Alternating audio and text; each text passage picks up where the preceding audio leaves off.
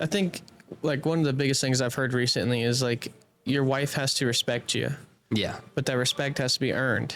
You know, she doesn't just respect you for no reason. If you do shitty things, she's not going to respect you, you know?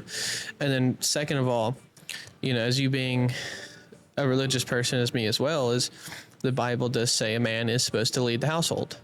But the Bible also says that a man is supposed to listen to his wife. Yeah. You're supposed to die to yourself and give yourself to your wife. So that's part of the communication is I listened to my wife and then I led the household by making a change that helped for the better. So I kind of made the decision, but she told me the problem. So I can't think of the freaking scripture right now, but basically off the top of my head, it says something like, a man that listens to a wife will be a fruitful life. I think it's something with fruitful in it. Okay. I'm sorry, I can't It's quote it right fine. now. It's but fine. We'll plug it in. yeah, but basically, if you listen to your wife, you'll be a fruitful man. You'll be a fruitful man. Yeah. I think, yeah, I believe that. And it's pretty straightforward, but you got lucky, man. You got lucky you find a solid one. I'm sorry, but I don't know. I've been listening to this for a long time, and the past 5 years, last 5 years, I would not want to be in the dating game. No. You don't want to be in the dating game. I haven't been in the dating game that long, but from the time, like the year and some change that I've been in the dating game, man, it's rough out here, man. It's a knife battle, and you cooked. brought a spoon, dog. It's cooked. Not even a spoon, bro. I brought gloves. That's it. I didn't bring nothing. It's cooked because we have unrealistic expectations. We have disrespect, all this and all that we could get into for hours. Yeah. And women thinking that they don't need a man. They don't need a man, that they can do it, which is great. I mean, shit. I agree with some of it. Like, you shouldn't always need a man, but you shouldn't always need a man, but you should want to need a man. Like, not necessarily need. It's like, I think the keywords need, right? The keywords need is like, you depend, you cannot breathe without this man, this and this and that. Like, obviously, like, you definitely should, as like a regular person, regardless if you're a woman or not, you should be able to rely on yourself and pick yourself up, right? But I think that submission and being submissive is not necessarily giving yourself up. Yeah. It is, but like the want to do that. That's kind of what I'm getting at. I think part of the problem is like, it's good to be independent as a man or a woman. It's good to be independent. Yeah. But if you are comfortable in a relationship, like I think a lot of problem is like women put too much trust into a man instantly. And then they get burnt. And then from that burnt, they learn like, oh, all men are shit. Yeah. Which is not the case. You just found a bad apple, Yeah. So I think part of it is like, once you're into a committed relationship and you are into a long-term relationship, you've been together for a year or two, I think you should start transitioning yourself into being independent, yes, but also reliant in certain aspects to your partner. And same with man. Like, I couldn't do this on my own. I couldn't do this without Caitlin. Yeah, definitely. I depend on her for certain things, and she depends on me for certain things.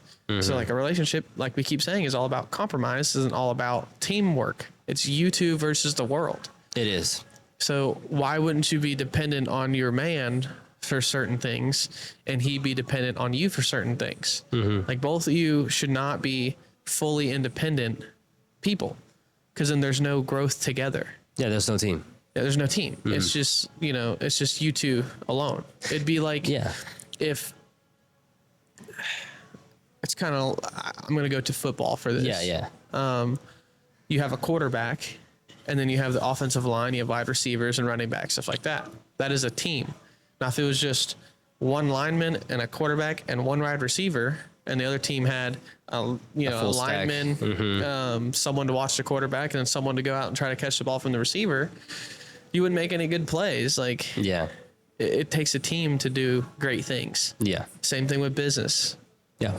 Even if you work a job, if you have a shitty team, you're not hitting the sales goal. You're not hitting production. You're not hitting whatever the goal is of your team because you have a crappy team. It takes everyone together to do great things. Same thing with governments. Same thing. If you look at anything during history, no one person did great things alone. Yeah. Even Jesus. Yeah, even him. He had disciples. Mm-hmm. He didn't do it all on his own. Yeah, and they spread his message. Exactly.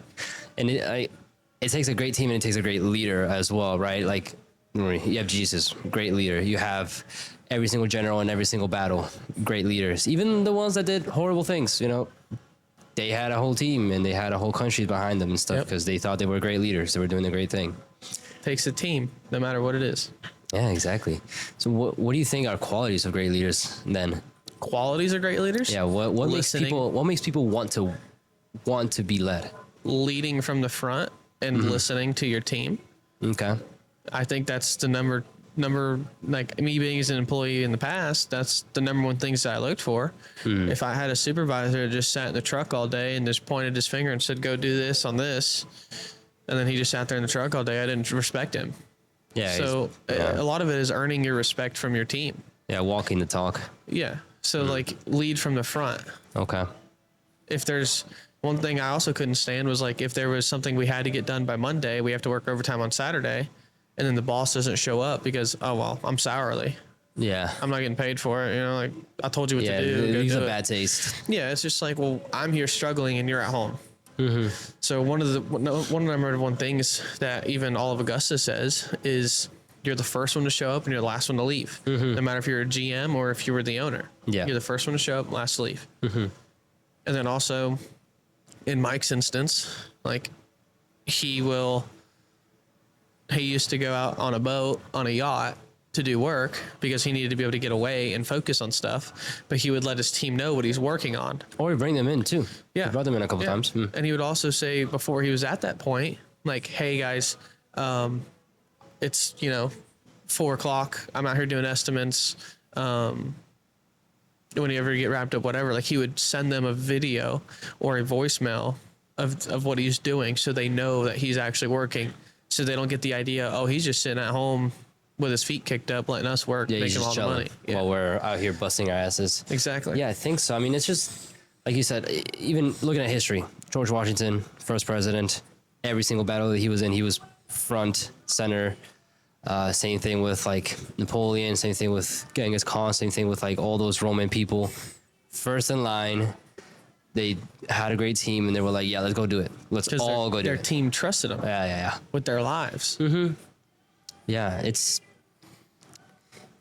one of those lessons that gets repeatedly taught throughout every single generation. There's great examples, right?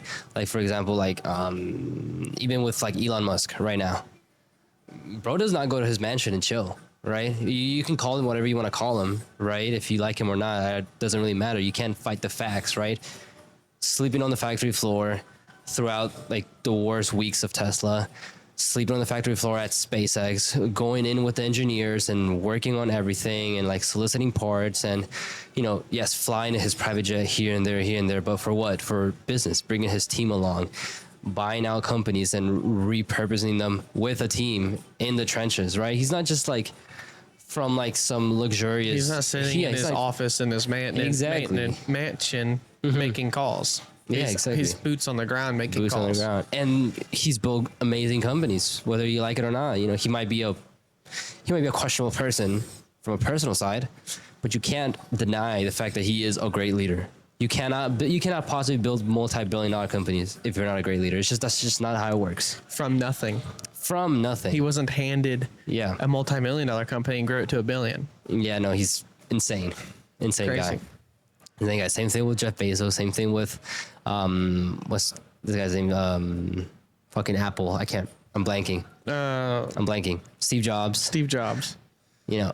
They all have their controversies. They all probably shitty people at some point, qualities that, are not necessarily the best, but they were in the trenches. They have great leadership, and they had, most importantly, great people around them that believed in their mission, that were indoctrinated, that were whatever, into like their little bubble of thought, and they got the shit done. Yeah. You want to know what the number one millionaire of America that was self-made? Who? What their career was? What? A teacher. Yep. Teachers are the number one self-made millionaires. I remember we touched on this, but It's weird because I mean I would think that it's because retirement accounts and because It is. all that, right? By the time they retire from teaching, you know, they're like what 50, 60, 70 years old or something like that. So if they did their due diligence and they did a retirement account early on, by the time they actually it matures and they take out the money, it's a couple $1 million. What's the number one quality of a teacher? They teach Dedication. dedication. Because no one teaches for the money.